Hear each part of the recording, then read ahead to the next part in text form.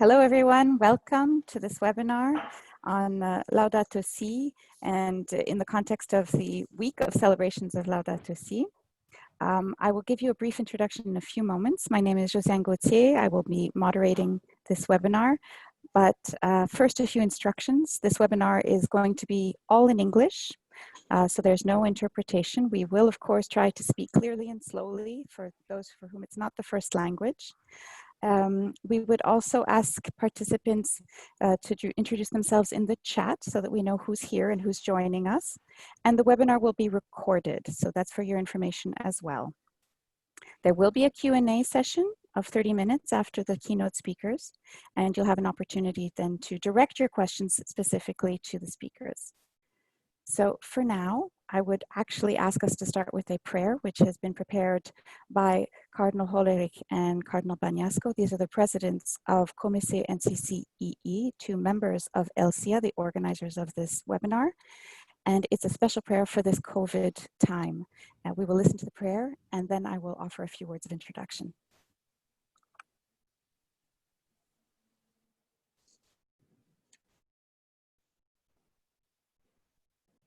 Clina, you have to give Clina free. Clina is muted. God our Father, creator of the world, almighty and merciful, out of love for us, you sent your Son into the world as the doctor of our souls and our bodies. Look upon your children who, in this difficult time of confusion and dismay in many regions of Europe and the world, turn to you seeking strength, salvation, and relief. Deliver us from illness and fear, heal our sick, comfort their families, give wisdom to our rulers, energy and reward to our doctors, nurses, and volunteers, and eternal life to the dead. Do not abandon us in the moment of trial, but deliver us from all evil. We ask this of thee, who with the Son and the Holy Spirit live and reign forever and ever. Amen. Mary, Mother of Health and Hope, pray for us.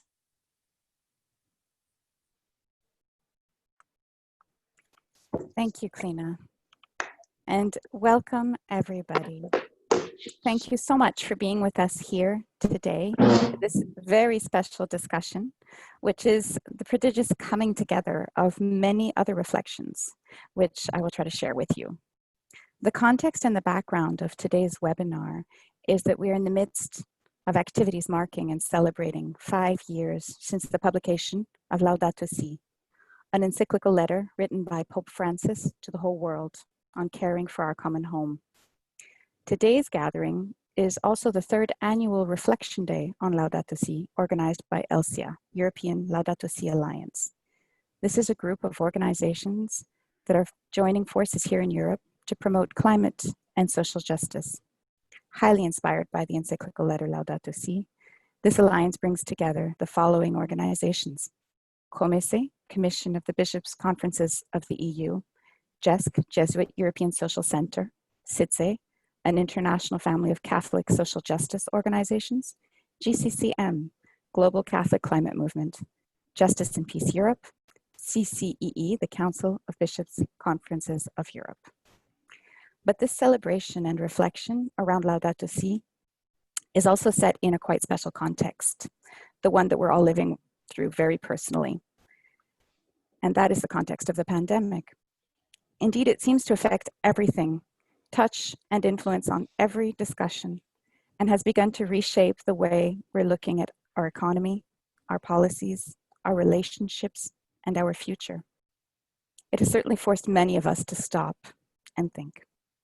At the very least, we have learned to reassess what is truly essential, what matters, and how interconnected our world is, how much we truly need each other and depend on each other.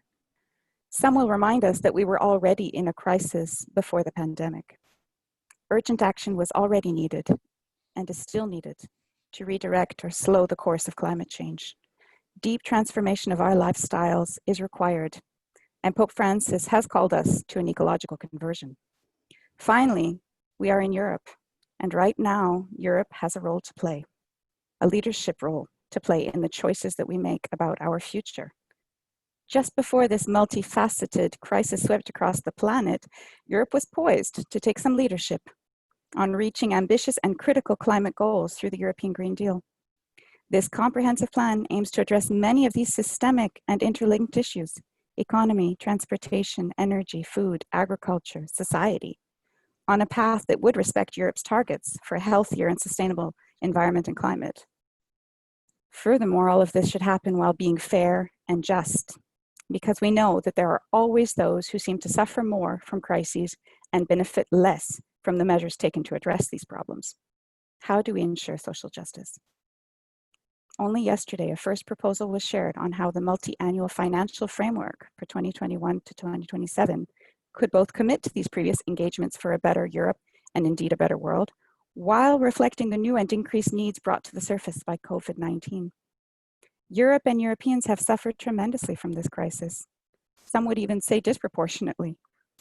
This is a trauma which has affected all of our systems and exposed all of our fragilities, our overdependence on unsustainable food systems and economic models that threaten the planet and life on this planet. How do we join all of these reflections and create something new, something radical, something inspired and inspiring, where care for the planet, care for life on this planet, care for each other is present and guides the political and economic choices we make? This is what we will attempt to do together today. How will Europe recover? This is a huge responsibility, and we can all play our part, different roles, but all important and necessary. Can we recover in Europe without hurting the rest of the planet? By returning to unsustainable behaviors, policies, or practices? How do we ensure a just recovery that does not just take us in a dangerous direction of desperate economic growth, which somehow leaves behind our goals for social justice, for ecology, for equality, and fairness? How do we heal together? And finally, can Laudato Si offer us guidance in finding this path? We believe it can.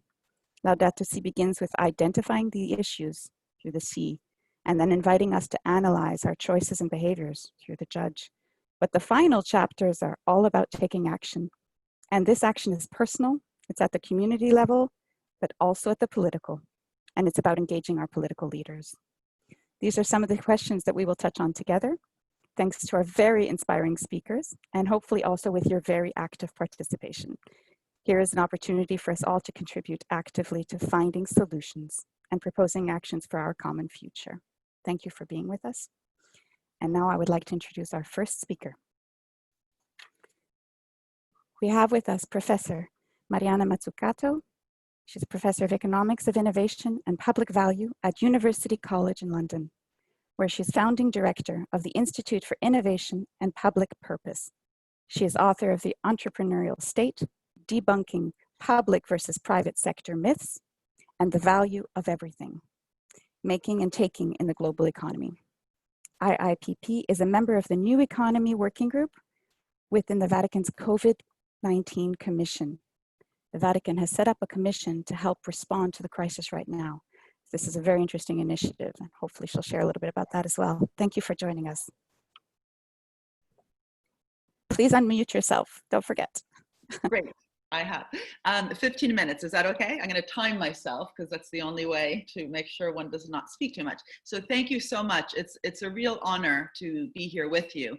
The recovery has to do what is in some ways not intuitive.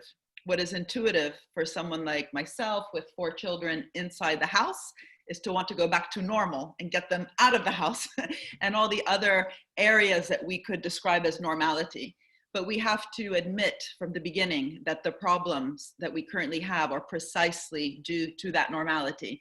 How we, exactly as you just said, how we produce, how we consume, how we distribute, the way that we have not valued our health services. So today when we clap them, here in the UK, we clap them on a Thursday. I think in different cities across the world, it's a different evening. It's not enough. It's also not enough to throw money at our health services or at our welfare state last minute if we haven't strengthened it along the way, if we haven't valued it along the way, both the health workers, the social services that we're so depending on today, but also the institutional structures. And so what does it mean to have a recovery that strengthens those parts of the economy that last minute we call essential, you know, the essential workers, the key workers. How can we use the Laudato Si precisely to reinvigorate that question of the essential part of the economy, the essential part of our lives, the common good, which can only be created if we really negotiate every day what it means to work together and to govern our systems, whether it be our patent systems, again, the welfare systems, our financial systems, how we regulate ourselves, and how we construct a collective. And so what we do in the Institute, I'm gonna now start sharing my screen. Sorry if, well, it's probably better for you to see my slides than me, so let me do this. There we go. What we do in the Institute, which I have set up, is precisely to, let me just see how the best way to move all of you out of my screen, is to ask, do you see yourselves there? Huh, okay, it's hard to move you out of the photographs there. Is to question, what does it mean to collectively work towards purpose? And that's why we bothered to put the word public purpose in the name of the Institute. And it's really interesting that this concept of purpose and purposeful organizations is really back very strong. I was in Davos this year actually with Augusto Zampini, who's actually running the New Economy group that we're all part of. And he and I were part of different discussions with different businesses talking about stakeholder value and bringing back purpose to the organization. And for me, I always worry when these conversations are too cozy. They are too much with smiles on our faces.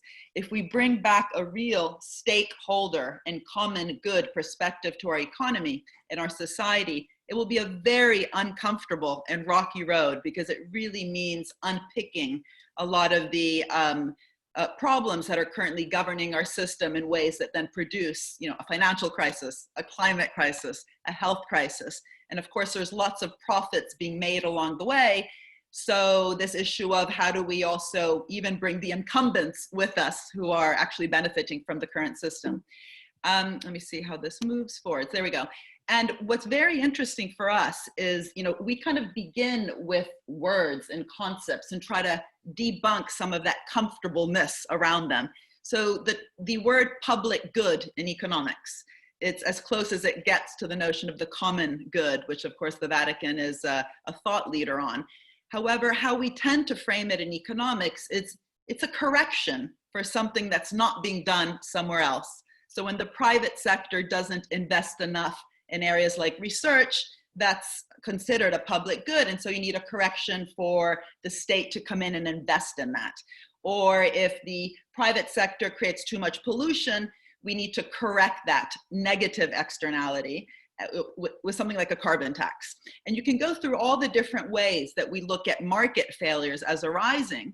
And the problem is that if we don't have the concept of a public good as an objective that really requires a serious collective effort, but also an imagination, a reimagination of what kind of society we want to live in, then it's not a very strong concept. So we try to move away from the static way that we think about public goods and the common good towards a real reimagination of value, of wealth creation itself, how we can come together to create a very different type of society, precisely bringing together the social, the economic, and the environmental, but also asking, do we have a framework for that?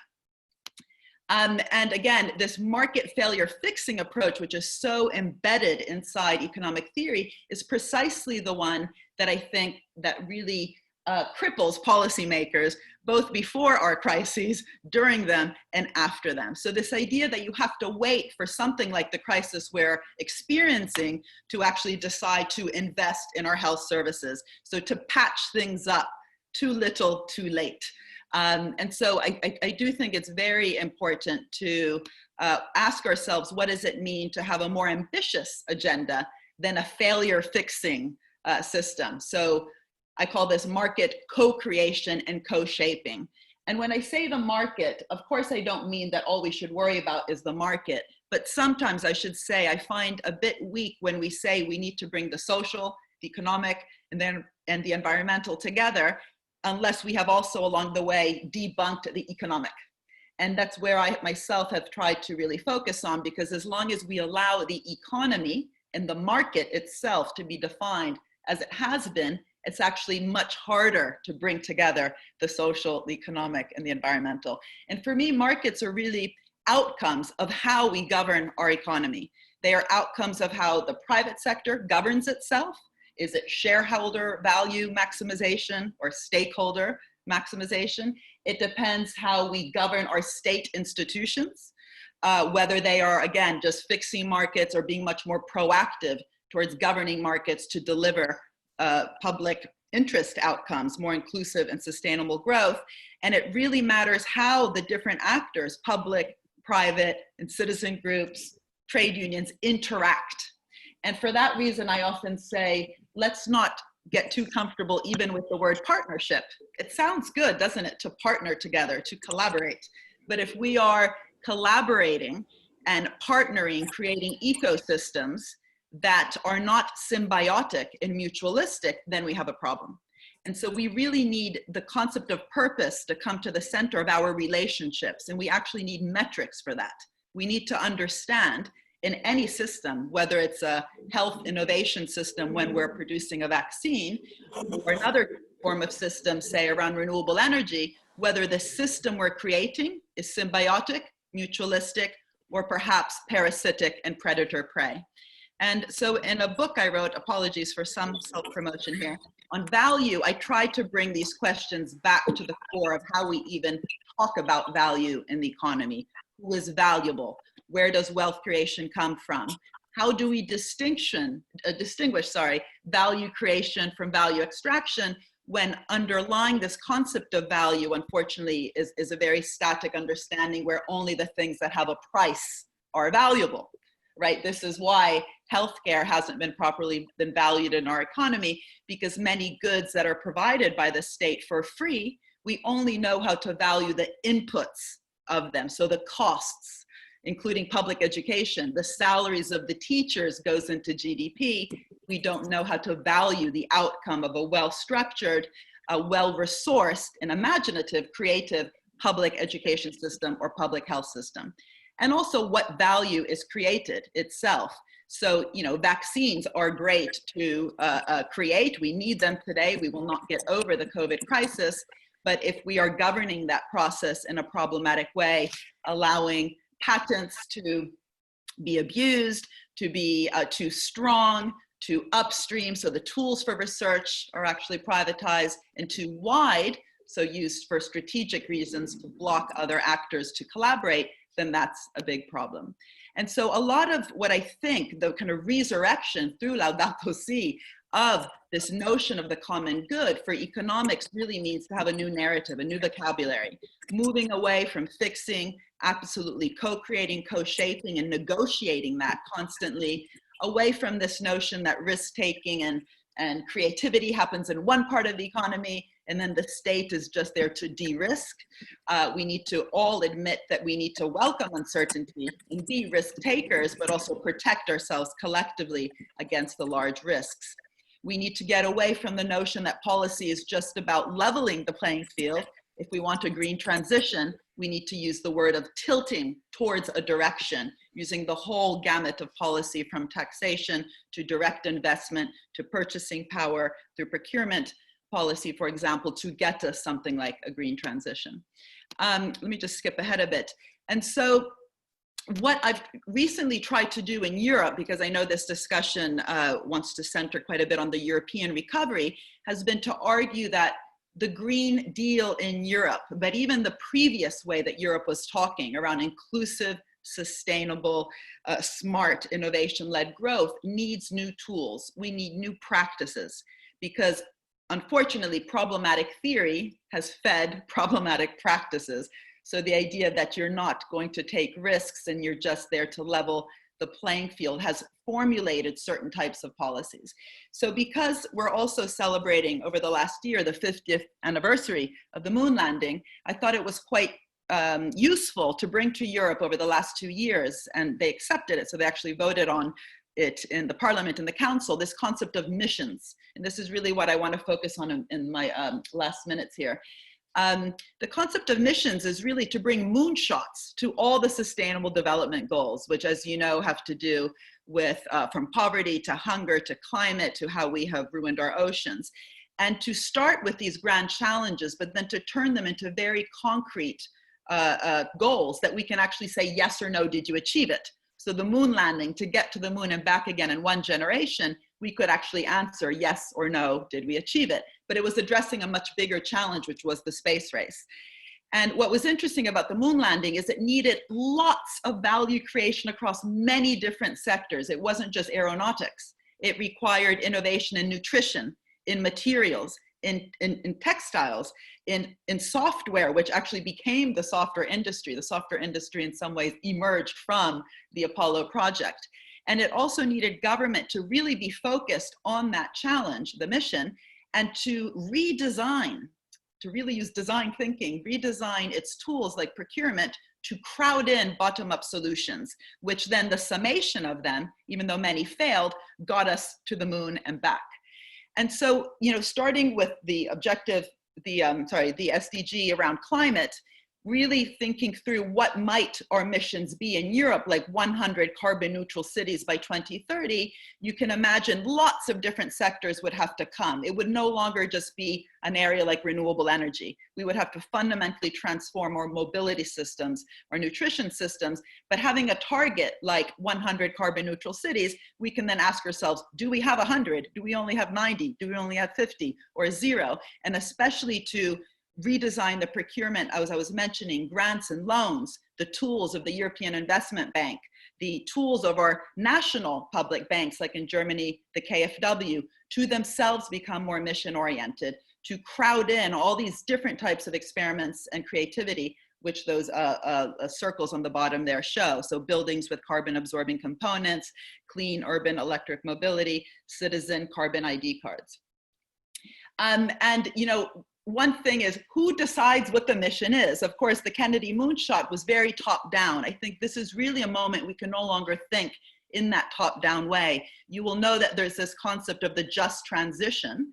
The just transition itself doesn't necessarily upset some of the top downness because it assumes that someone else has defined the green transition, and then we mainly worry about making sure that workers don't get left behind and make very good demands about investment in all the people who will need to transit from dirty industries towards cleaner ones. But really one of the questions is, why weren't those voices at the table in the first place also defining, for example, a sustainable city or a green growth trajectory? So bringing new voices of, you know, not just the so-called experts, but also, for example, of trade unions, of, you know, Fridays for the Future students, they need to be at the table ex ante, not just ex post. And this idea of really making sure that we have a system with a direction focused on goals, which are addressing the challenges of our time, but designing the system to be as cross-sectoral, cross-actor, and cross-disciplinary, but also the instruments really driving through those bottom-up solutions. This is the difficulty. I won't bore you with some of the details here, but just to say that how we govern missions really require a lot of capacity within the state.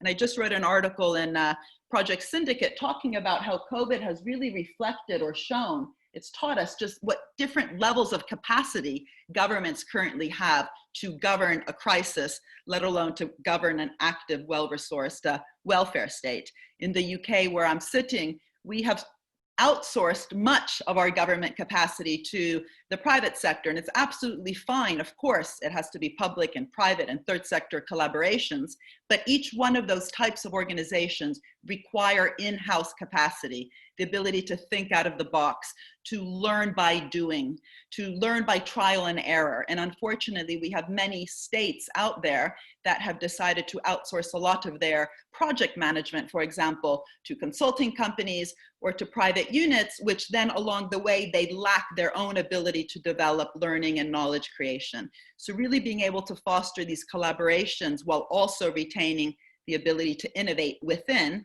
is extremely important. One of the things that I've been working on quite a bit worldwide is bringing this notion of missions to concepts of industrial strategy. This is an example that we did in the UK.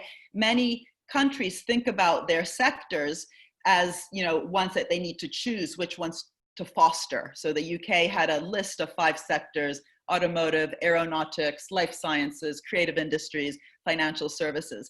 And what this missions idea does is It says, stop worrying about the sectors, worry about the problem, like the future of mobility. Get a very concrete target and get all your sectors to be part of that solution. So transport, design, AI, creative industries, the energy infrastructure would all be part of a mobility mission itself. And this means less handouts, less subsidies, less guarantees that are just kind of a blanket giveaway from governments, to more conditionality about how to work together so that the loans and the grants that I was mentioning before also become conditional on companies also being willing to foster new creative solutions towards big public problems. And part of that is also conditionality on reinvestment of profits. The Pope himself has been very vocal, I think, on this problem of value extraction. And unfortunately, we have had in the last decade over $3 trillion worth been spent just on areas like share buybacks. So buying back your own shares to boost your stock price, boost stock options and executive pay. That is a lack of governance of a system. Many of the sectors that have actually been the most active in share buybacks are precisely ones in pharmaceuticals or in energy that do receive quite a bit of investment and subsidies from the state.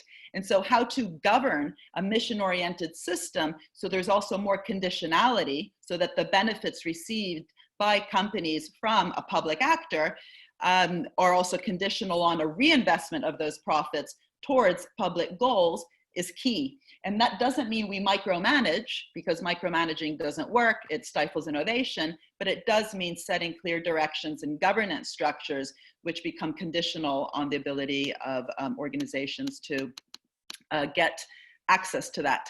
And lastly, I'll just want to bring it back to this notion of stakeholder capitalism, because as you'll know, right now there's trillions being put into the system due to COVID. And we need to understand that that itself, even though there's an emergency, there's a short-run need to really inject cash into the system because many companies are going bust, many families have no food on the table. How we actually structure that aid, that help itself needs to be embedded within a vision for the kind of growth we want. And the healthcare sector is probably the one where we've least thought about this. So just in the US government puts $40 billion a year in health innovation, but it hasn't then governed that system to make sure that, again, the patents and the prices of the drugs that the state helps to fund reflect that collective value creation process. And so this need to really bring much more clarity and concreteness to this notion of stakeholder capitalism, to say, let's collaborate together, whether it's around green or health, but also govern the system so we socialize both risks but also rewards through all the different ways that we can make sure that citizens benefit. I think this is really a moment to do it, precisely because there is such an explicit demand for the state to come in. And we wrote a letter just last week through the World Health Organization and the UN around this notion of a people's vaccine, saying it's not enough now just to focus on a vaccine. We need to make it with a very clear mission, which it has to be globally accessible and free. And to do that, there's a list of 20 different things that we must do to make sure that the governance works. And also, just lastly, you will know, of course, that many tourism and airlines are in crisis. These sectors in some ways have been some of the hardest hit. And it's very curious, again, to see this real diversity in the willingness of governments to negotiate the bailouts, for example, of some of the most polluting sectors we have, like airlines. And so there's been some refreshing conversations in France with Air France making the bailout of the airlines conditional on the sector reducing its carbon emissions. There was also in Denmark, relatedly, but on a different area, conditions around companies that have been using tax havens not being able to get bailed out. Or Elizabeth Warren in the US has been talking about putting conditions that those companies that have been excessively paying out dividends and using share buybacks perhaps wouldn't be eligible. But this shouldn't be seen as a stick. This really needs to be framed, at least in the long run, as a win-win, because surely we will all have more opportunities also for investment in the companies themselves for profits if we're actually creating a society that is one, A, where the planet still exists and we're not, destroying our planet, but especially where demand in the system is strong, where everyone has a good job, where these jobs are also jobs in sectors that are increasingly moving us towards a green transition.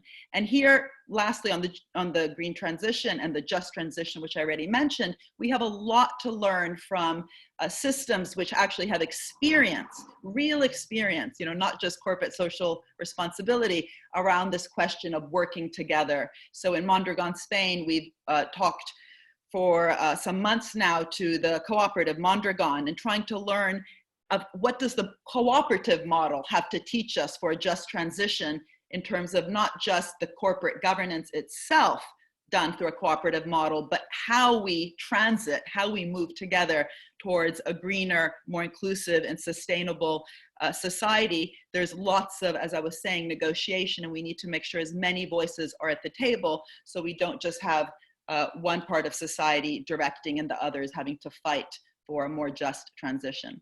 I will stop there, and just to say, I again am absolutely honored that we're having this conversation in light of Laudato Si, and this idea that we need to have awe and wonder, and that we need to be working together towards the common good, I think requires us to reimagine not only the kind of society that we want to build together, but also the tools on the ground that we currently have. There's nothing natural in them. We must reinvent them in order to direct us towards a better path.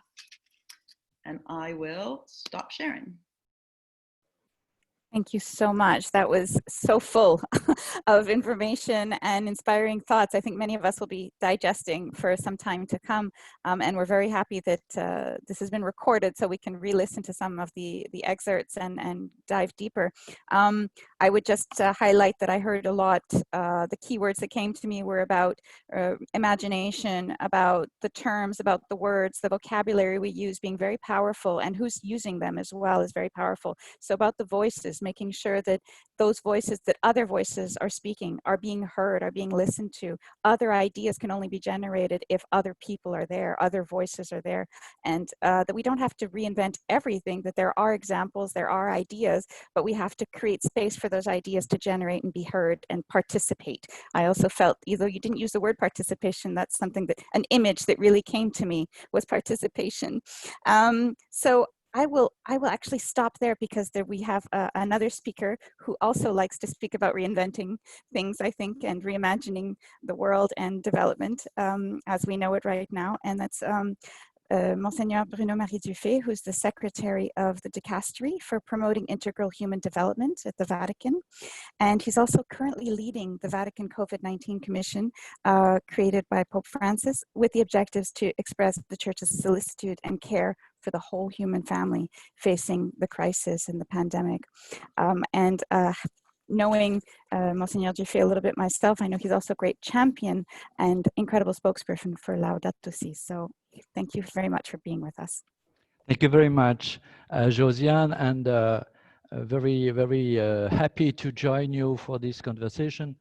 I'm very moved by the reflection Mariana gave us, and thank you very much. Thank you, Mariana.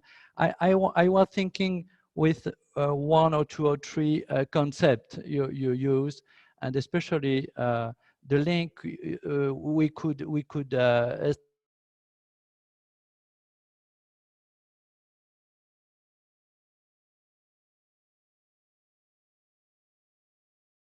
the context we are.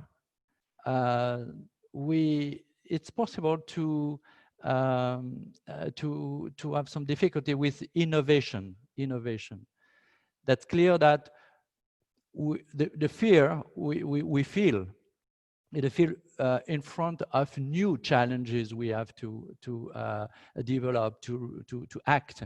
And the question today is to think with some references this innovation, moral and ethics in innovation.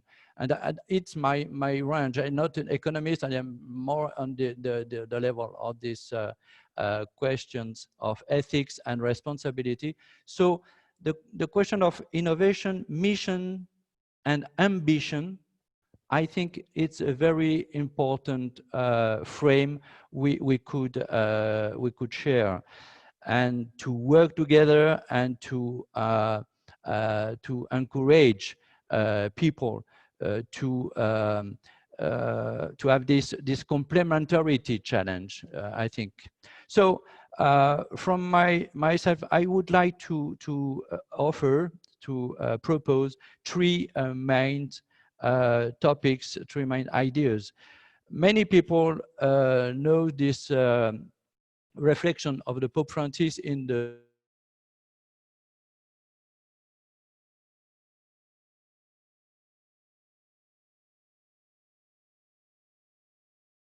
reflection, and this invitation, this call, is really the door opened to the reflection of Laudato Si and the Encyclica.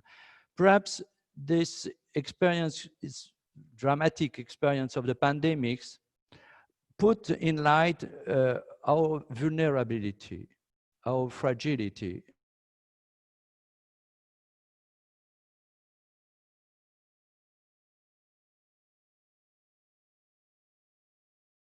A question about our power and our poverty. The power, the economical power, political power, scientific power, knowledges, and our poverty. Poverty to share, poverty in front of a situation with suffering people, and especially poverty as the expression of inequalities.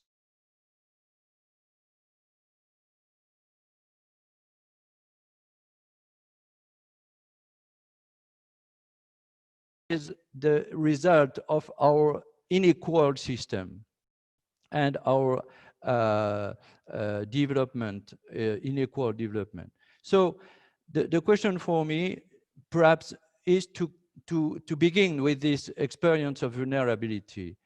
Perhaps we forget this vulnerability in the time of very strong and very very active development, very economical active development.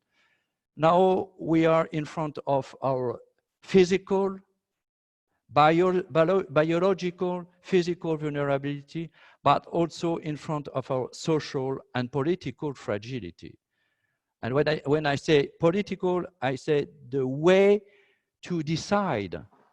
When I remember our discussion in the COP23, COP24, we experimented the difficulty to pass from the moral intention to take care of the planet to the political and financial decisions.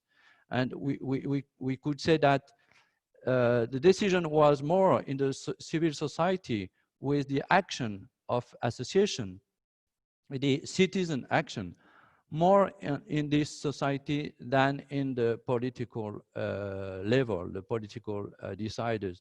So my question is today, how can we discuss and how can we think our priorities today to produce, but also to protect, and never producing without protecting. That the Bible inspiration, the two first chapters of the Bible. We are called to procreate, to project, but we are called to protect the garden and to protect the capacities. So it's a real challenge for the model, the economical model, but also the way of life we have today, to produce, to consume, to exchange, but to protect and to share. And it's really interesting to see that the experience of sickness, the experience of pandemic, lead us to share what we are, what we are, and to share our difficulties, our loneliness, and to share our desire of rights and justice. And we could say that this question is the question of the community. Is the reason why I think the reference to the common good Mariana had is a very central reference. What is our common good in this context? What is our common vision, and how can we think, act, realize a way for the future of life on this planet?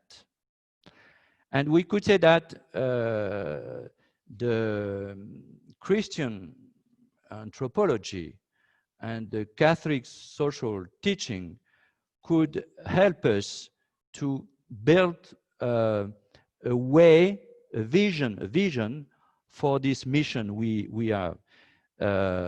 This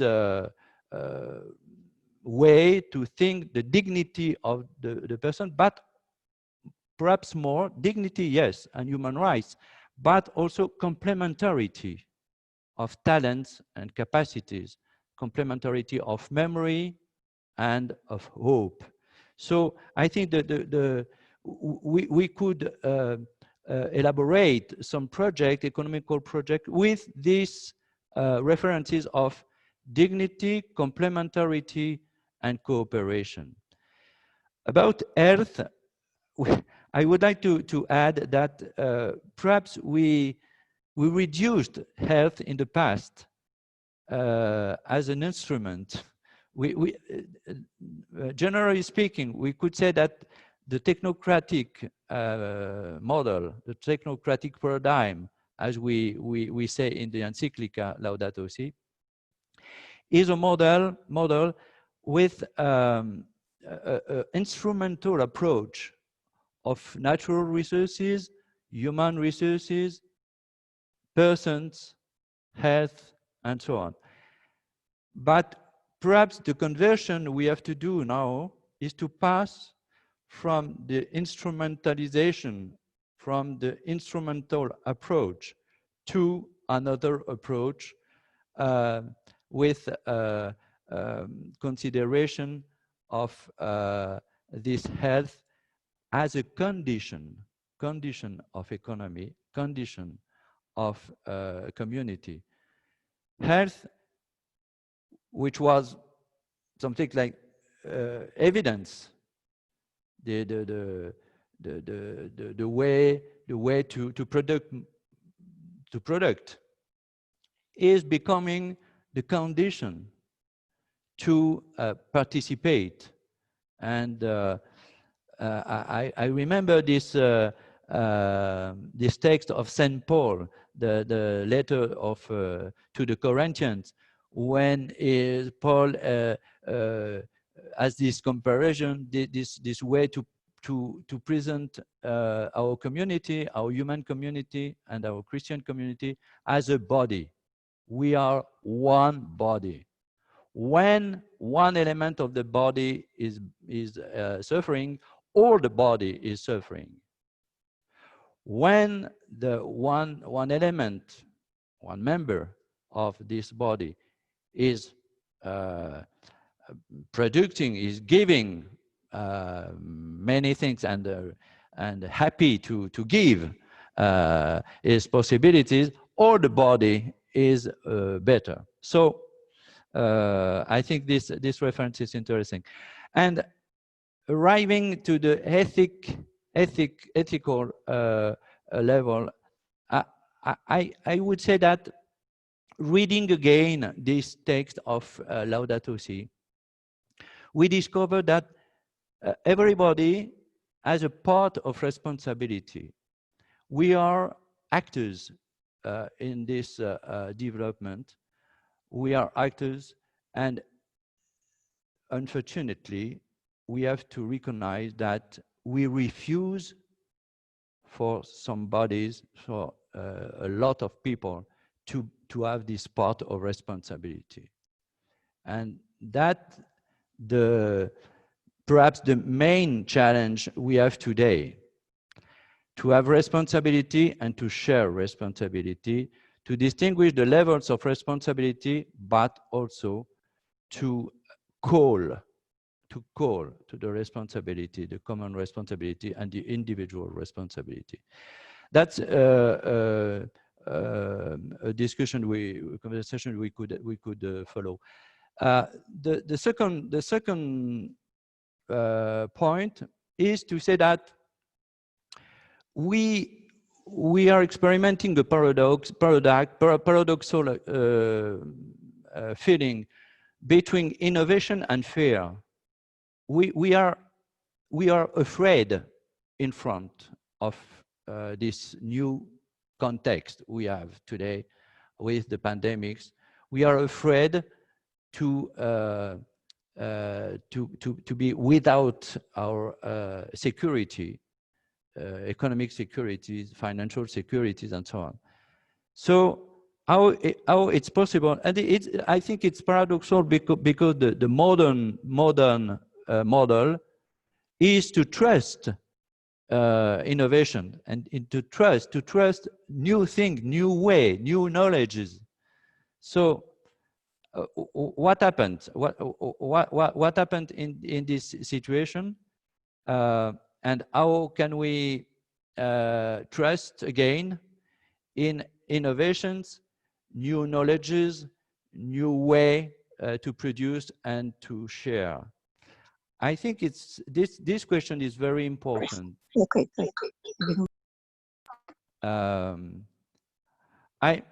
We are afraid in front of the model we don't know, of course. We are afraid to lose when we know. But we understand that we need to invest, and we need to clarify what does it mean to invest today. What does it mean to invest? Yes, to put money, of course, but to put trust in projects. So how can we clarify our projects to put money and to put charisma, talent in this project? I think this question is very important for the future. When we speak about the word after pandemics, we have to clarify why and what is our vision for the future, especially in matters of energy, biodiversity, food production, benefit. And it's clear that all this question, energy, transport, biodiversity, research, medical and biological research, food production, and trade, benefit, that's to say to produce means knowledge and money to go on. All that demands a consideration, a conception, a philosophy, and an ethic for the future. To think of future, to share our values and conviction, and perhaps to develop our partnerships, as Mariana said already. I would like to not to conclude, but to open my reflection with a third intuition we have in this encyclical Laudato Si. This encyclical said to us that we have a paradigm, we have a way to think the development from the technology, the technocratic paradigm we have. Perhaps, said the Pope, perhaps another paradigm is possible to develop, to be thought and to be proposed. It's a culture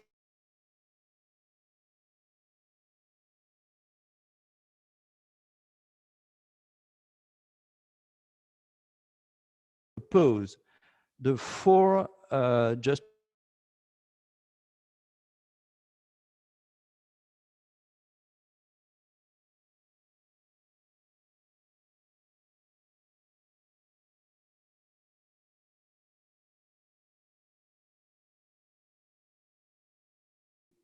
to keep the experience and the experiences of all the groups, and especially the common experience in each community. That's the first reference. We need to have memory to open future. Memory and future. Memory and hope. That's very important. And this just like a line from memory to hope. And we need to link conviction and community, conviction and act, conviction and concrete realization, concrete project. So if we consider these 4 points of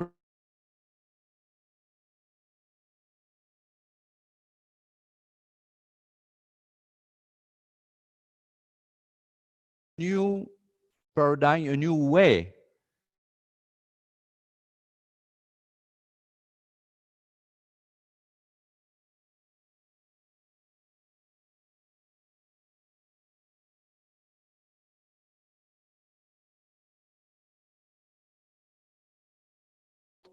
this methodology and this proposition could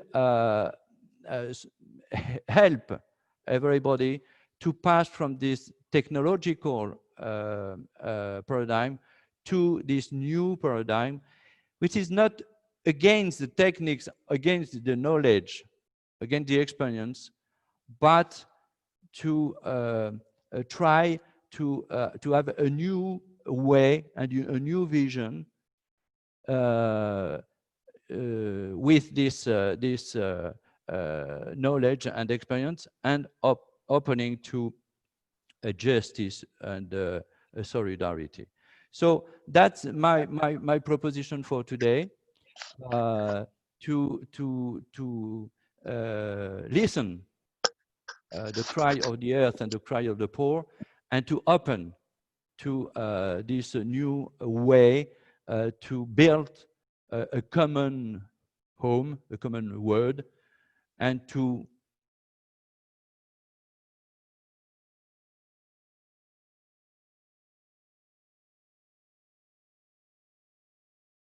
new relationship between all the actors.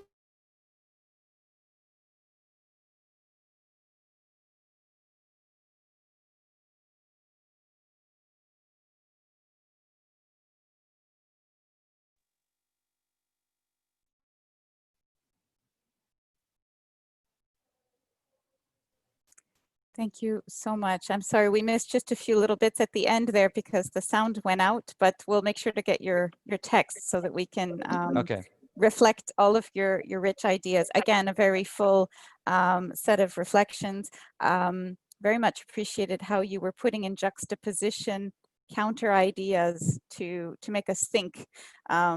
Fear and trust, vulnerability, sharing and suffering, and all of this about the conversion, which is really just looking at things from a completely different perspective and imagining a new world, visioning things differently, and also remembering, basing ourselves on memory and on knowledge which exists in the community. And I think that's also very powerful and connects quite well with the previous presentation about other voices being part of that reflection and the visioning forward. And of course, us being one community and one body, which is also about our interconnectedness and our vulnerability. So thank you very much for that. And now we have time for some questions. Please put your questions in the Q&A, so not in the chat because we'll never see them. If you put your questions in the chat, put them in the Q&A. We have some people helping us to identify a few questions which we can start with. So what I will do is I will go straight to those questions and start fielding them and sharing them with our two first speakers. And after that, we'll have some reactions from our MEPs that are with us today. So in the questions, we have one question on the UN targets. The targets for the last 20 years have been put forward at the UN conferences in many areas of environmental protection and intergenerational equity, but they haven't been achieved, and things don't seem to move forward. So, and this is where we can feel a little bit stuck. So what would be the consequences at this point of not taking measures to achieve these targets? So that's one question. And I'll give a few out so that you can maybe combine your answers. And for instance, what is the importance of reducing inequalities as public purpose in stakeholder capitalism? And then there's another question, which is a little bit different, which is how do we differentiate, because language is important, how do we differentiate the meaning of transition and transformation? Is transformation more of a creative response to challenges and transition is going from one place to another? So how do we apply these concepts? What is it that we need the most right now? And then I'll just do one more question, then I'll let you think about those and respond. Somebody even mentions migration issues. How does that get considered in all of this? Many migrant workers have been stuck somewhere else with no work, with no options during this pandemic, no income, and no way to return home to their countries either. What about the loss of knowledge and of capacity that's happening, the brain drain because of this? So how do we include that as one of the risk factors or one of the rebuilding elements? And then I'll come back to other questions. Either one can start. I don't know if Professor Matsukata wants to start, and Monsignor Dufay can follow up. Maybe I'll start with the targets one, because it's an absolutely correct point. In other words, if we already have some of these things, then what's not going right? Why does it go wrong? Why do we have so much inertia? Why are we not moving towards a more inclusive, sustainable way of living? And I think, and I don't want to put all the emphasis on this, but definitely in my world, and I work so much with people in the innovation community, whether they're ministers of innovation or the tech community. And I think really the problem is that with the investments that are being made, and I was very happy that Monsignor Dufay talked about investment. Investment doesn't just have a growth, it has a direction. Growth itself doesn't just have a rate of growth, but a direction. Innovation doesn't just have a rate, but it has a direction. And that directionality of our system can become a negotiating force. So the targets that exist under the Sustainable Development Goals, and there's many, I was just reading because I was just writing about one of them. So the SDG 7 on affordable and clean energy, there's lots of different targets underneath it, from ensuring universal access to affordable, reliable, and modern energy services, to increasing substantially the share of renewable energy in the global energy mix, on and on. The problem is they have not been used to go to the center of what I've been calling negotiation, but the relationship between public and private. And so what's really interesting with this COVID crisis is there's all of a sudden lots of talk about this conditionality. Fiat in Italy, where some of you are sitting, is asking for a massive bailout, whether there should be conditions placed on that bailout to make sure that Fiat also operates in such a way that doesn't use tax havens, that does reinvest more in a more energy efficient type of car, is the question. And if those conditions are not there, there's no reason that actors change. Looking at Fiat, when Sergio Marchionne, who was the manager, was still alive, he unfortunately passed away, he went to America to buy Chrysler right after the financial crisis. And in a rare moment of confidence, Obama said, okay, fine, but you know what? Chrysler is in public hands because we bailed out Chrysler. So if you want to buy it, here's the price, but the conditions attached are that you invest in hybrid engines. And Marchionne said, okay, because it was part of the deal. In Italy, the way that public and private interact, there's no real deal, there's no healthy deal that transitions Italy towards a better system. And so there's just, we say, una pioggia di sussidi, it rains subsidies. And so bringing this conditionality to the center of how our systems work actually forces the change. And I use the word force because in the end, you don't get the benefit unless you also transform. And hence the other question about transformation and transition. I think it's a really good question. And I see there that talks about the German differences in language. A transition isn't necessarily good if you're just moving from one place to another without changing yourself. The transformation is what I'm basically talking about. Corporate governance has to change. State governance has to change, and the relationship has to change, undergo massive transformation in order for us to actually move towards a proper green transition. And it's interesting that when we use the word Green Deal, we focus at best on the green bit, but the deal, the social compact bit of it, has received much less creative thinking. I'd have more to say, but I want to let Bruno come in, otherwise I'll have a bit of a monologue.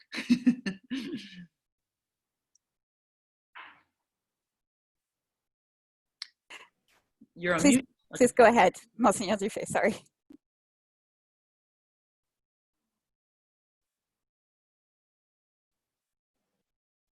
And the cooperation between public and the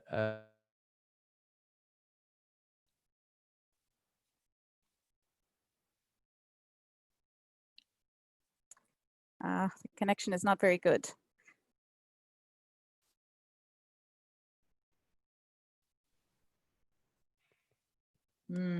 better?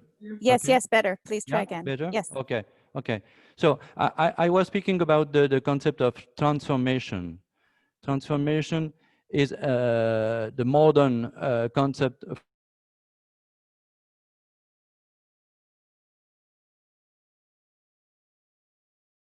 We don't hear you. It's too bad. I oh, wonder if it's earphones. No?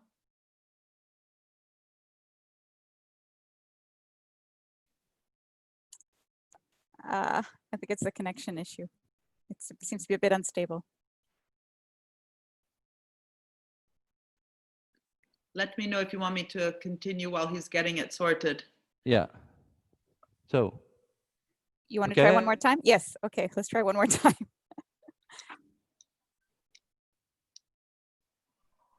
No, it's not working. Okay. I'm sorry. No, it's okay. Sorry about that. Yeah, the connection is not perfect. Okay. Yes, if you would like to continue, and we also have, Just of course, quickly on lots the of other questions. Yeah, just quickly on the Go other ahead. questions. And Monsignor, please just interrupt when it's working. So, just the question of inequality, that's one of the grandest objectives that we have, to have a more equitable, inclusive, participatory type of system. So that is why we need stakeholder capitalism. That was the question. What is the relationship between stakeholder capitalism and inequality? It doesn't mean anything to talk about stakeholder capitalism if we don't have something we're trying to achieve.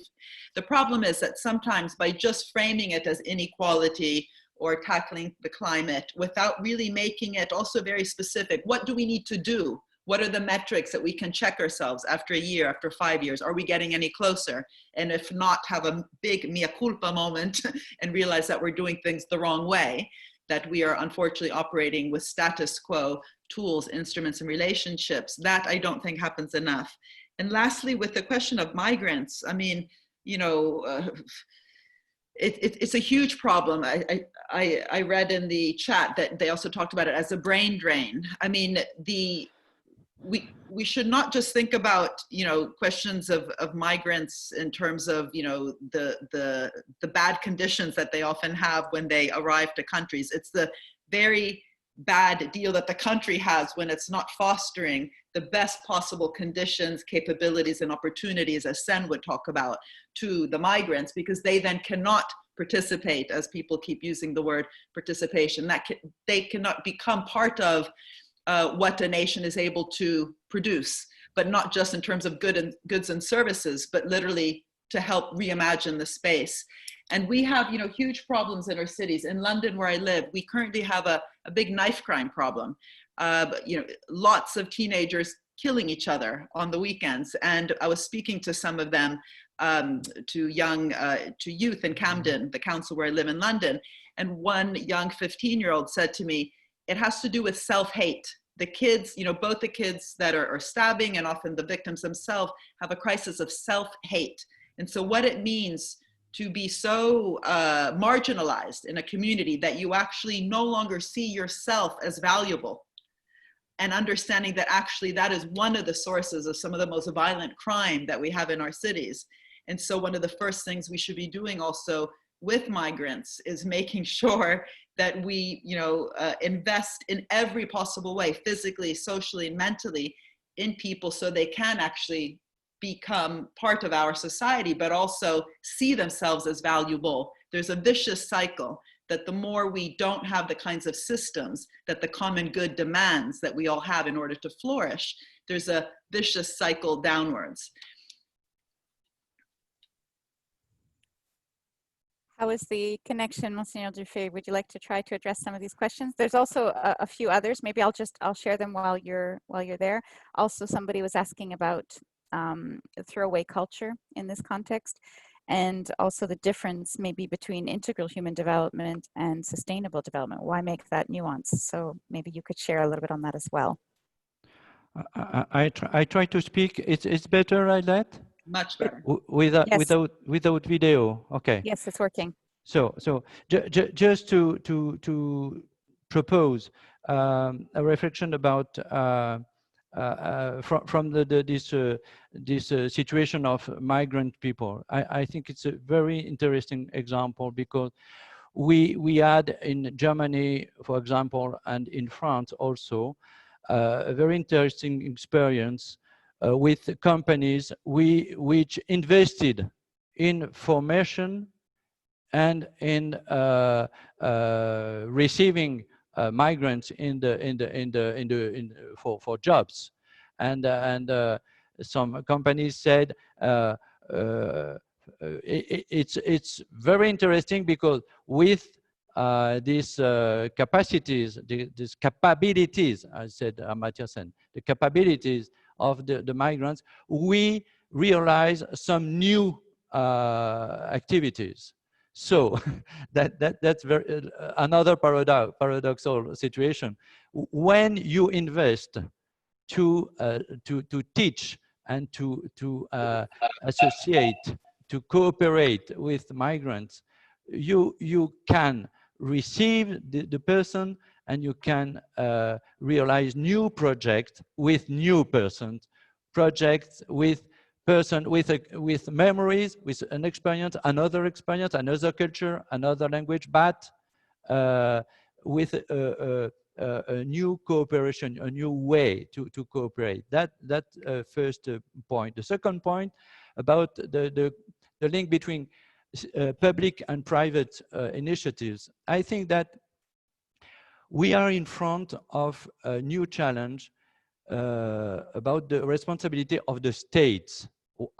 Where are the states now? And how can we think together the responsibility, the public responsibility and the private responsibility?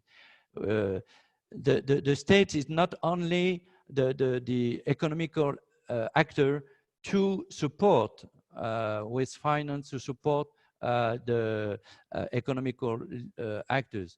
So how can we think this responsibility and the subsidiarity, which is the experience of levels of responsibility, co-responsibility. And the third point is to say that we need to rediscover a new way to think time. We need that. We need to have a new way to be in the time between past and future, as said the philosopher Hannah Arendt. We are in a beginning between past. We have an experience, and before a new world we are building now. So the time, you know that the Pope Francis said, time is more important than space, but it's very important to have this reflection, to be patient and to support a new project.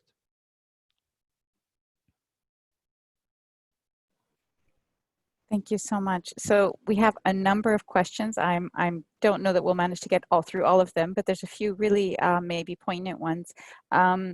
There's one reference to the Easter message from Pope Francis proposing universal basic wage as a possible way out or way forward out of this crisis. And what could practically, in practice be done in the EU context, maybe especially, taken that there's new possible sources of European Union funding like carbon tax, digital tax, wealth tax, such things. How do we combine that strategy with the idea of universal basic income? And so maybe we could just start with that question, and then I will also share a few other points. As I said earlier, there was also the question around top down versus bottom up, and what could be the role of civil society in addressing, or what kind of role to play for civil society in addressing the institutions and the policy makers, as well as the private sector. So what kind of a role right now?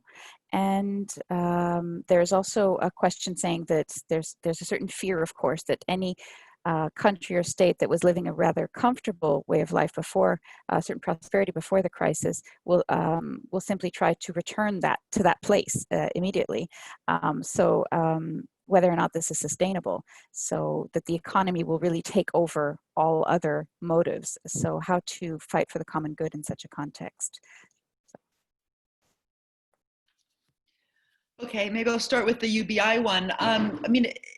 One thing I don't like about universal basic income is how it doesn't upset the narrative I was talking about in the beginning. I much prefer the concept of a citizen's share, a citizen's dividend in what they have helped to create, coming to this kind of second question also in terms of participation and co-creation and participatory structures.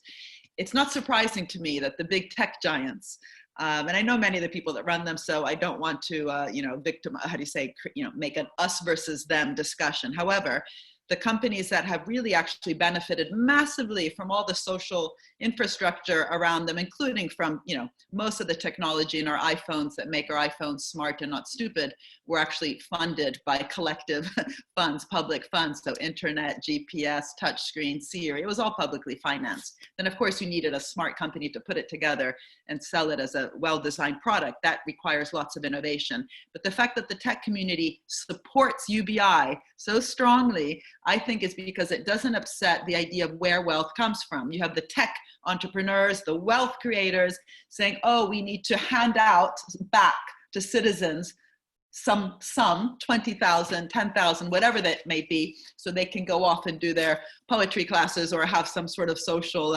protection.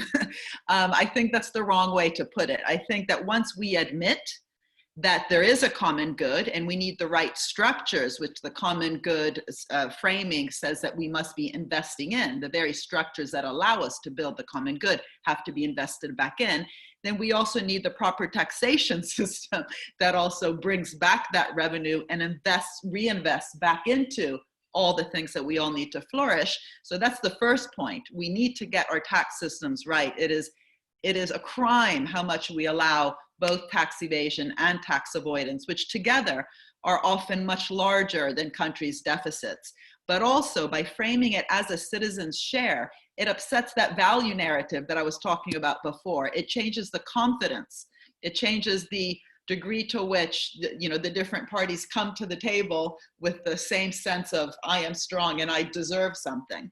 And that notion that I mentioned before, that the 15-year-old told me in London, saying that there's lots of self-hate, which of course is in some ways an extreme way to talk about this, but I think we need new narratives, new framings, and new tools that change how we think about where wealth comes from and make the distribution issue, which is what UBI is tackling, part of the pre-distribution discussion. So wealth creation and wealth distribution as a cohesive part of how to think about society. But where the money should come from, we've discovered now with COVID what we already know. We know that when we go to war, no one asks, where's the money? The money is found. We create money when we go to war. No one ever says there's no tax revenue. The problem is that we're not very creative in how we think about that. So setting up, for example, wealth funds which some countries have through sovereign wealth funds, but even, the state of California is thinking about setting up a common public wealth fund, which captures some of, more directly than just through the tax revenue, through equity stakes and other measures, a common pool of money that goes back to citizens in the same way that the Norwegian Sovereign Wealth Fund funds the pensions of Norway citizens, but also a discussion between citizens of where that money should go. And this maybe comes to the next question about participation, which is absolutely key. And I don't know why I didn't use the word, I usually use it too much. It's absolutely key that we don't just talk about the right places to invest, but we have a real debate and participatory structures where we debate, we negotiate, we create together new types of measures. So the fact that, again, coming back to Norway, that the Sovereign Wealth Fund there invests so much in problematic sectors, and yet it's getting the funds from the ground, which is a natural public resource, is a big problem in Norway. And there's been an attempt to bring this to the fore of the political debate, but also getting citizens to participate in these discussions so they don't just have to be reactive afterwards. Just to give you an example, shale gas and fracking, which we all know is problematic, was invested in by the public sector. That's where it came from. There was no debate ex ante, in America with the citizens saying, is this the right thing to do? They only realized afterwards that it was problematic, and they hadn't realized it was tax revenue that had financed it. So bringing agency to the question of investment and realizing that we have something to say about how money gets spent, but also the structures, I think is very important. I'll hand over to Monsignor. So again, I don't speak too much. Thank you so much. Monsignor Dufay, would you like to come in and comment? You'll have to unmute yourself though. Yeah? Yes. Yeah. Just to say that when we speak about inclusivist model, perhaps we speak about participation. And it's clear that in many countries, many people is waiting for the possibility to participate to not only to the activities, but also to the way, to the political way, the political vision. And we could say that what we had with the social movements in Paris, in Santiago de Chile, in Baghdad, in Beirut, and so on, I think that the hope of many people is to be participant. Yes, to have some money to be in capacity to assume their needs, but one of these needs is to be citizen, active citizen, and to be in a way to offer to the community and to offer to the humanity something with their jobs and something about the complementarity of the capability, the capacity. I would like to say also that perhaps we need a new pedagogy for development. Pedagogy is not only to explain, but also to act a new way of development. I have this in my mind, this experience of the possibility to associate women in Sao Paulo, in Brazil, with social initiatives, with social actors, giving the possibility to young women to become teachers of others women. And it's very interesting because I think that the development we could imagine could be an experience to share our experiences, to share our capabilities. It's the intuition of Ivan Illich a few years ago, saying that many people can explain, can give, can offer some teaching to the other. Not only the old people to the young people, but young people to young people, woman to woman, and perhaps small groups experimenting new ways to product. I think, for example, of some young farmers trying to product and to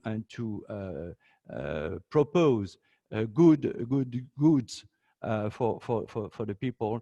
I think we have many experiences, many possibilities with this inclusivism, participation way, and pedagogy to share our experiences. Can I just say one thing about the participation? Because I think I absolutely agree with what was said, but we should also remember that participation can also lead to conflict, and conflict is not necessarily a bad thing. We would not have weekends or the 8-hour workday without the struggles of, you know, working people who fought for it through the trade union movement and who often died for it. Or similarly, birth control would not have happened without the feminist movement. The HIV drugs would not have happened without the ACT UP movement in the AIDS community. So participation and inclusion is often also about struggle, and the degree to which we know how to safely have conflict is an issue. I worked recently with a wonderful artist you might know from Denmark called Oliver Eliasson, and he said that the role of public space, literally the space that we construct like a square or even a public museum, should be a safe place where to disagree. And I think that we need to realize that participation often is disagreement and conflict, but to do it in a safe way is very difficult, actually. And that's what we should also be fostering when we talk about participation, but not to dampen the conflict and the disagreement and the, the struggle. We could say that to participate is to consent and to dissent. To consent and to say, and to have the possibility to say no, to say yes, but to say no. So that's the real participation. It's not an idealism, but it's a very concrete experience of participation. Yeah.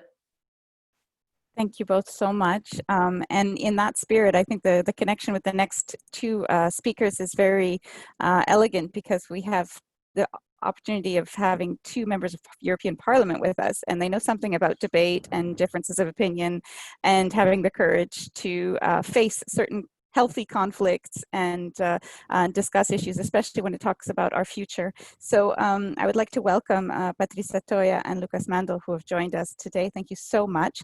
I will first give 7 minutes to Patricia Toia, who's from the group of the Progressive Alliance of Socialists and Democrats and is from Italy.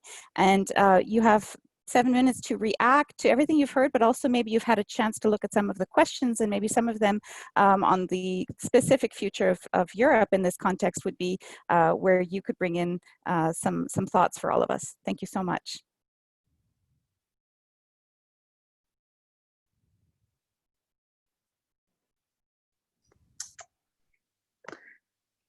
Can you hear me? Yes. Yeah, sorry, but today my connection is very, very bad. I hope that it will not some surprise, I hope. First, let me thank the European Laudato Si Alliance for organizing this meeting, very important and timely indeed. A warm greeting also to the keynote speakers invited today, Professor Matsukata. I know I read her books, and also Monsignor Bruno Marie Defi for their presentation. I know how valuable their inputs and reflections can be when speaking about the model of society and economy we want for the post-COVID world. And I think I have to reflect a lot about things I have just heard, because they are very interesting and very stimulating. Due to the pandemic crisis, there is no doubt that Europe is facing the hardest challenge since the end of the World War II. Economically speaking, the projected fall of GDP is expected to be harsher than in other continents. Estimate from the document released by the Commission suggests the EU GDP fell by 15 in the second quarter of 2020 as compared to the same time last year. Moreover, supply chains and production lines have been disrupted, and the trade in goods services has been largely affected. Socially speaking, the number of unemployed and people in precarious work is rising and rising. And the women's population is the most exposed and negatively affected. Health systems have been dramatically weak.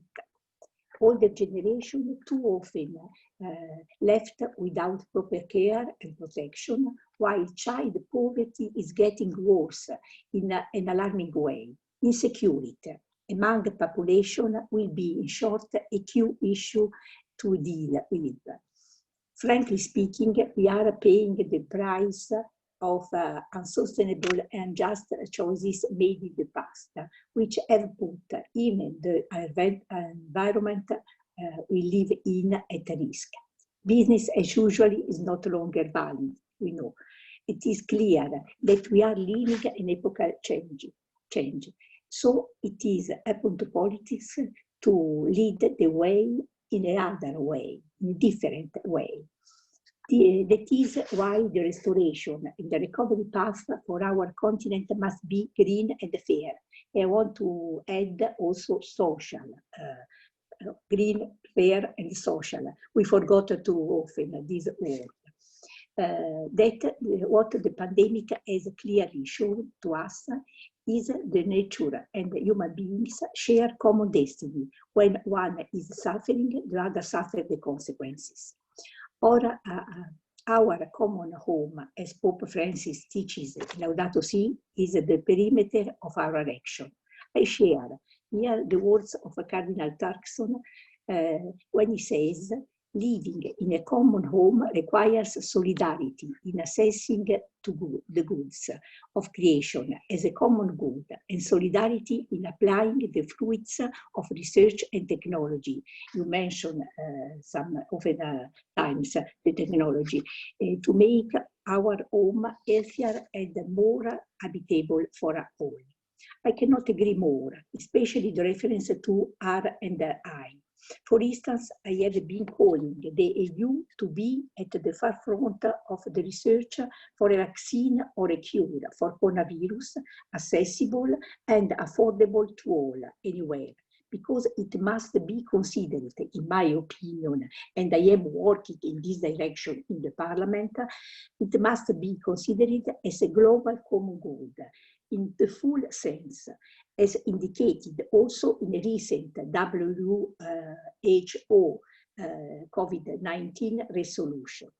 I can see positive support for the idea of common good, a working political way in this direction. Everything that strongly relates to upholding the right to life, health, cure for diseases, but also healthy environment, has to go beyond market rule and be subject to a common path.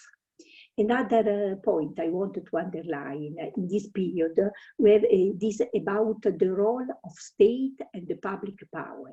The state intervention, together with a strong role of the public in economy, you mentioned that before, is more than needed as a development agent. The development we need is therefore green and fair, but we cannot afford any more setbacks that can have detrimental effects on our climate, biodiversity and environment, as well as on human health and our economy. Therefore, it is an important lesson from Encyclical and from our situation. Therefore, the integral approach promoted by Pope Francis, which links the ecological with the social, is unavoidable. It's a necessity, I would say, which should be, however, also an informed, free, and value-based choice to make. For me, this is a crucial point. I want, if I have time, to give another example. In the European Parliament, we are now discussing the forest package in view of a reform of forest policy by the Commission next year, for which I am shadow rapporteur in the committee. My position, shared by a lot of my colleagues, is that preserving natural resources is not just a matter of protecting biodiversity, but also a question of social justice in the vision on ecological restoration. The relationship between the human being and the environmental is sacred. The challenge, in short, is to reconcile the market with its social and ecological dimension without putting aside the fundamental right of individual.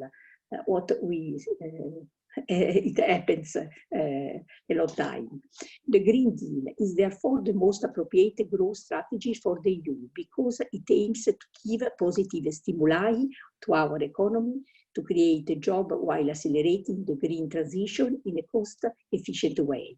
Yesterday, the Commission released the recovery plan. You know everything about that, with a huge firepower of billion, 100 billion amount embedded in an updated long-term EU budget. I am glad to see that some of the requests put forward by the Parliament over the past few months have been taken on board. For instance, the capital increase indeed to finance the Just Transition Fund. Now, the objectives initially set for the Green Deal are framed into a long-term feasible and far-reaching investment plan. We need to keep these achievements and be more ambitious too, calling on the member states and governments to avoid any cut price agreement. This is the risk. The Parliament stands ready to reject it if it is necessary. Now, because the European Parliament not because the European Parliament wants to lapse into ideology from it. We have been advocating for years for more solidarity in EU, and now with the new plan, we are putting the basis for a different path. Finally, a real common path with solidarity among member states can really go hand in hand with responsibilities among citizens. You spoke about citizenship and responsibility and also participation. I believe a lot in this perspective. I said with responsibility among citizens, we proved to be more collaborative in this emergency, less passive, called upon to play their part for the common good of our societies. I hope that these changes will lead to more bottom-up EU integration through the empowerment of a real participatory EU citizenship. Thank you. Thank you very much. And now I would like us to hear from Lucas Mandal, who is from the group of the European People's Party and is from Austria. Thank you so much for being with us. Thank you, Madame Gauthier, for having me, and especially to Madame Matsukata and Monsignore Dufay for their contributions. I've really learned a lot during this webinar today, and I'm really grateful for it. Frankly, I'm happy that we talk with regard to the encyclical letter Laudato Si, since it's as much as some kind of game changer to me in the past. When the Holy Father released Laudato Si, it meant a lot to me in the first place as a regular, simple Catholic, since I of course try to follow the teachings of the Church, especially the social teachings when it comes to political questions. But Laudato Si changed my mind in a very important way regarding everything that's with regard to our planet, with regard to all creatures. And this is connected not only to me as a private person, but also to me as an elected official, because I even more understand, due to Laudato Si, the importance, the long-term importance, maybe on a religious basis, we could say the eternal importance of all creatures of the planet. And what I have found the last days in preparation for today's webinar is one of the amazing tweets of Pope Francis, who stated on Twitter, "The human person grows more, matures more, and is sanctified more to the extent that he or she enters into relationships, going out from themselves to live in communion with God, with others, and with all creatures." And I guess this quote of the Holy Father underlines what the Holy Father many times with regard to Laudato Si said and stated, and which seems to be very important to me, that Laudato Si is not only about the environment, which is important, but it's also about caring for each other. It's again a question of social life, and it's of course part of social teaching of the church. It's not some corner about only environment. It's about, again, how we treat each other, how we care for each other, and how we care for all creatures, and that means a lot to me. I'm also happy that especially Madame Toya, among all my colleagues in European Parliament, is the one joining today's webinar, because she is one of the very small number of colleagues in European Parliament who attends each and every Wednesday, when European Parliament has its meetings, the Holy Mass in Brussels or even in Strasbourg when it's there. And we are only a small number doing this. And I'm happy that we are connected as Catholics all over the world. And when it comes to European Parliament, also between different groups. And I also love to listen to the contribution of Madame Toya today. So what I wrote down as the main important question maybe of today's webinar, of the contributions we have heard and of the questions that were raised, is the question, what matters? What matters for us in our life, in our work, for the future? And that's the planet in its entirety. That's what I understand from Laudato Si. And it's also solidarity. Again, the question of caring for each other and caring for all creatures. And there's another quote of Pope Francis, which underlines what's meant with all creatures. It's not something minor, it's important. It's not only about the other men and women, other human beings, but about all creatures, saying in this quote of Pope Francis, again on Twitter, that each year sees the disappearance of thousands of plant and animal species which we will never know, which our children will never see. Because of us, thousands of species will no longer give glory to God by their very existence. We have no such right. That seems the very important point for the future, and that defines what our responsibility also in political life is with regard to these questions. I liked very much that Madame Matsukata mentioned very often the very important term of the common good, which is again an important term in the history of the teaching of the Church, and which seems to be one of the most important titles of everything we have to do with regard to Laudato Si, with today's Reflection Day, and with the before mentioned points. And it's with regard to sustainability.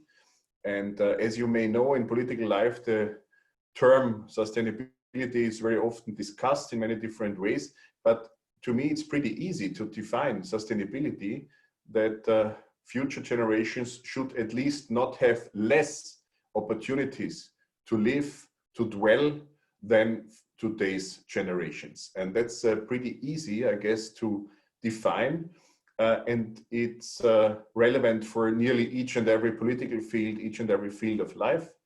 And that's why it's connected with also, again, our political capacity. The UN targets were raised by Madame Gauthier and also by others in the Q&A session.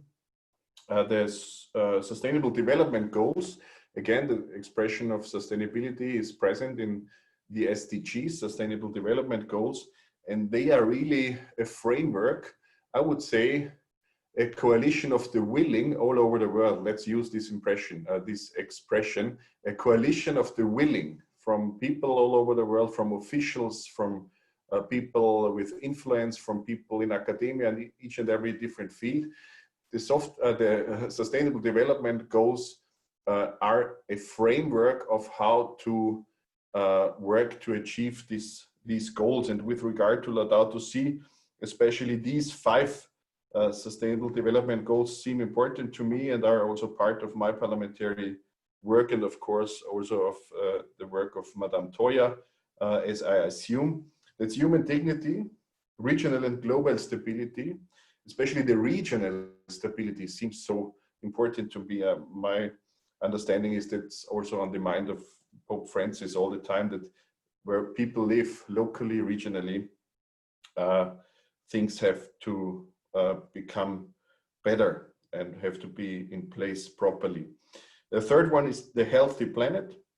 The fourth one, which seems important to me in this context, is to have fair and resilient societies. And the fifth one is named prosperous economies. And that's again, especially the fifth point, but also of course the others, is connected with one of the issues of today, the pandemic and the world after the pandemic, and the work of Europe and the European Union after the pandemic, and even during the pandemic, we should rather say maybe. I would say the pandemic draws our attention on the important things Laudato Si mentions. Maybe it's sometimes only a construction to connect each and every aspect of the pandemic with concrete mistakes in the past. We can talk about that as well.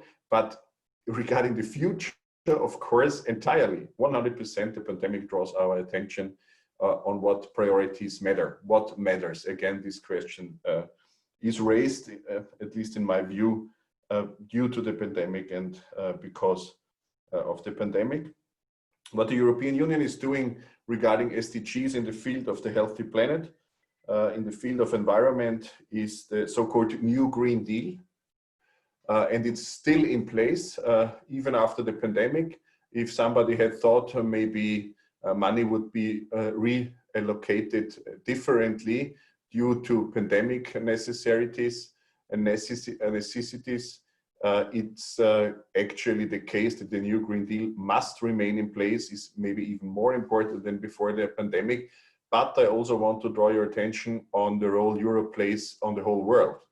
Only a strong Europe can provide other parts of the world with, I would today say in a political way, the European understanding of how to deal with the environment.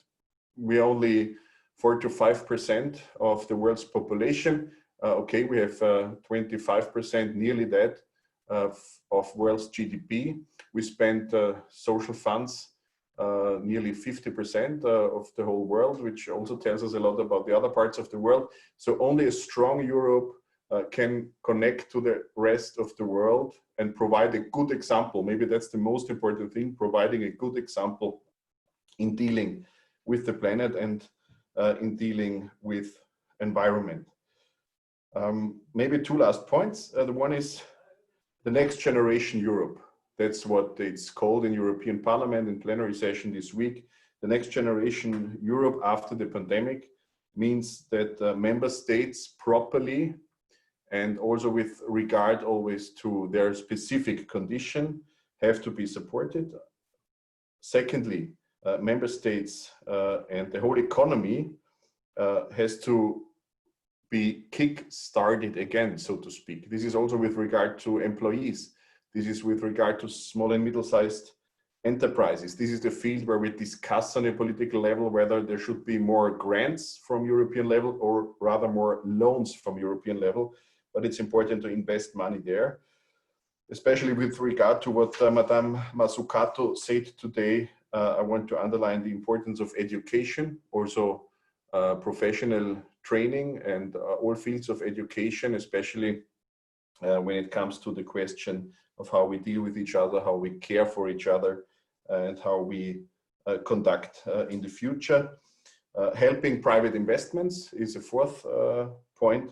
And the last point is learning the lessons from the pandemic. Okay, that's political language, I would say, because the lessons from the pandemic is something we will have to talk about today and in many years to come. But of course, we at least should state that we are willing to learn the lessons of the pandemic, something what we, again, I guess, try to do also in today's webinar. One question that meant a lot to me. All questions were great, and I'm more than happy that nearly 300 participants were in this webinar today. I'm impressed on that. One question that meant a lot to me was the question about the distinction between transition and transformation. Transition and transformation. My guess on that is that transformation will anyway happen, but not necessarily for the good. Transformation will happen in many different fields in all our societies in Europe and in other parts of the world. It is already happening, it's ongoing, and it's becoming faster and faster due to technology and due to many other aspects and factors. It's going faster and faster.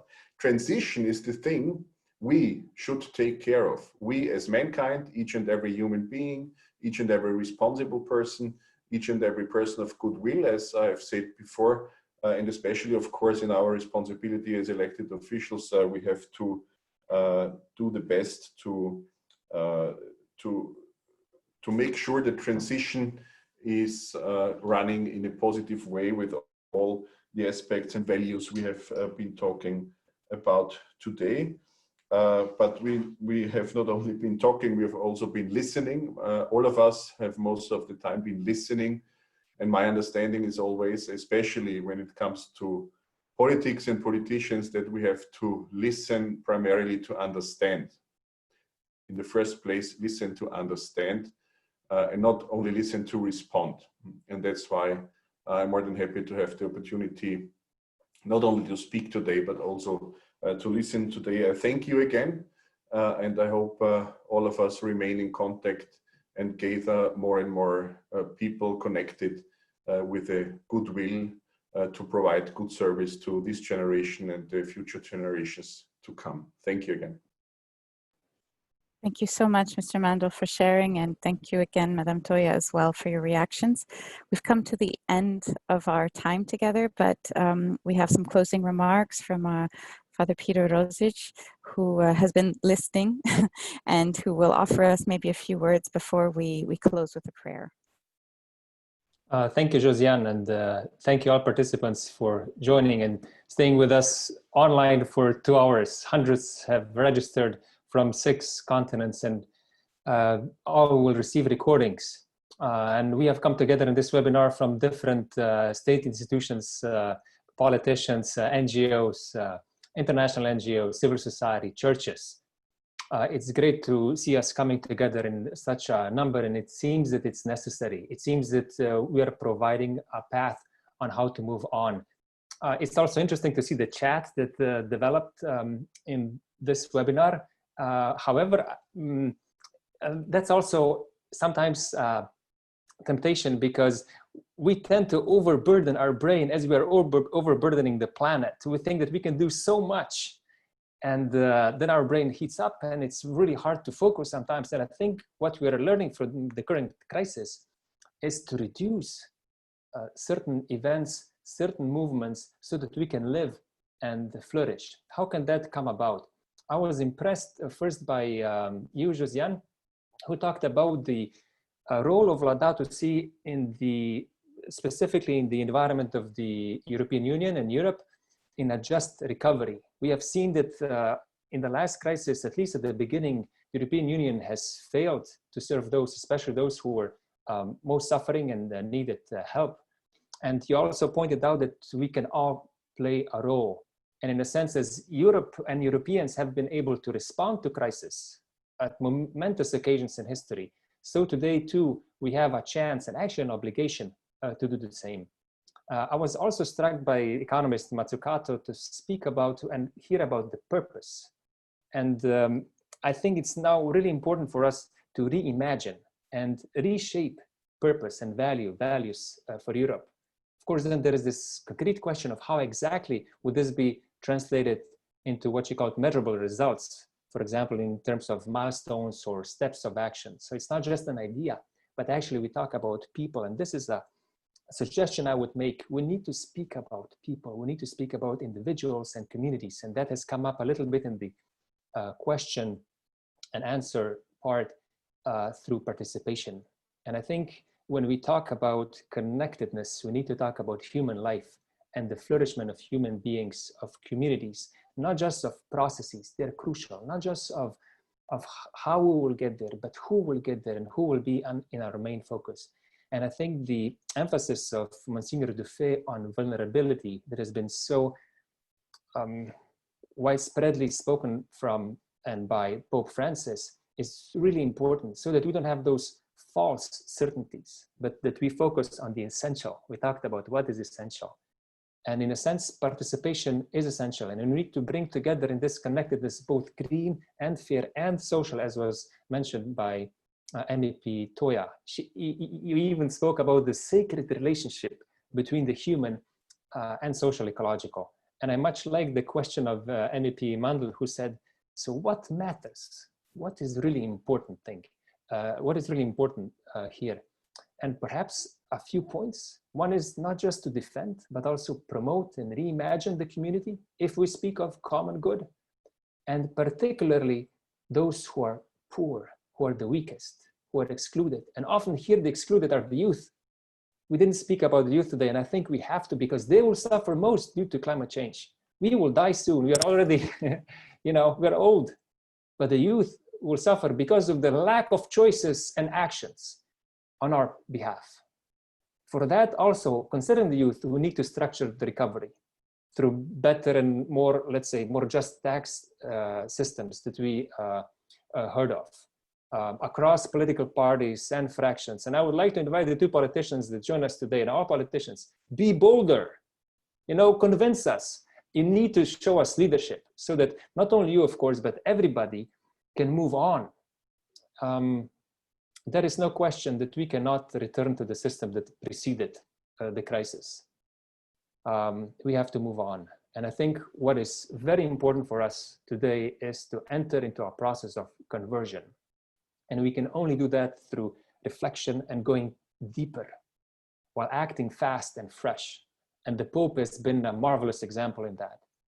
Humble, yet fresh, strong, and providing suggestions that could move us forward. For example, provide the support needed to protect health, protect the workers and all those who are affected in the health sector and so on, as we learned in this recent crisis, or to avoid bailout packages just to support certain groups or even sectors, forgetting those who are excluded, and to challenge self-interests, challenge ourselves so that we too change. Now, coming here to this event today, realizing that in Brussels, for example, now we see more and more cars as people are turning back to some sort of normality. And I'm a bit disappointed I don't see more cyclists. I don't see more helmets. I don't see more people out walking. As if, we needed like even a stronger crisis. In this crisis, we learned that, of course, now we have less CO2 emissions, less NO and NO2 particles in the air. But still, the planet is heating up. It's not enough. Even this crisis was not enough. This is not to say that we need crisis, but we need to reflect really deeply and move on so that there is action. And I think that's very important. And then so that we can measure the success. I think that was also mentioned by economist Matsukata, so that we move on. So in short, the message could be from our part as this wonderful group emerging now, European Laudato Si Alliance, an invitation to convert first ourselves, and by doing so, show the way to God through example, focusing especially on the excluded and on youth who are teaching us actually so that we can truly collaborate in the care of the common home. So thank you. Back to you, Josiane. Thank you, Peter. Not an easy task. We have a closing prayer, but thank you very much for raising the fact that we are a community, and that is our goal here, is to form a community and to strengthen community and to support each other.